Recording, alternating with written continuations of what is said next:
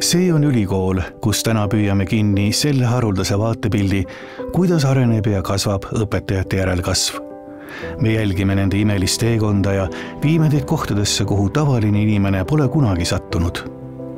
Siin sibavad ja sirguvad noored tudengid, kes püüdlevad kõigest jõust tarkuse ja päikesevalguse poole. Nende jõud ja kasvamise kiirus on niivõrd hämmastavad, et juba mõne aasta pärast on nad praktikal erinevates koolides, et uut peale kasvavat põlvkonda vaimuvalgusega üle külvata. Nende imevärke ajukurdude vahele mahub rohkem uusi teadmisi kui teistele liigikaaslastele ja seda kasutavad nad oskuslikult ära. Vaadake seda, tudeng oma loomulikus keskkonnas, raamatukogus. Kuid mis see on? Siin toimub rituaalne kohtumine teisi liigi esindajaga ja paika pannakse omavahelised mängureeglid.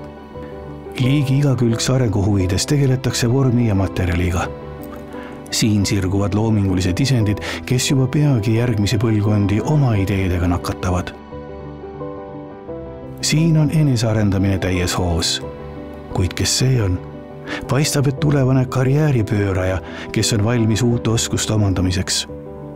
Eriala on neil olemas, aga nüüd külvatakse neisse pedagoogikahariduse seemneid ning viljastatakse uute teadmistega. Varasemalt väljasuremisohus olnud liik on viimasel ajal hoogsalt õitsele puhkenud. Siia leiavad teiega kogenud isendid ja küpsenud õpetajad, sest oma olemuselt on õpetaja õppiv organism, kes ei saa kunagi valmis. Nad on nagu rändlinnud, kes oma instinkti ajal taas tee õppimise juurde leiavad ja üha uusi pesitsuspaiku rajavad. Looduses on hulganisti liike, kes evolutsiooni käigus on arenenud ühiselt toimetades läbi meeskonnatöö. Üksteist täiendades jõutakse uute kõrgusteni. Ja kõrgele arenenud alfaisendid on selles liigis tarkuse edasiandjad. Ja siin vaadake tähelepanelikult.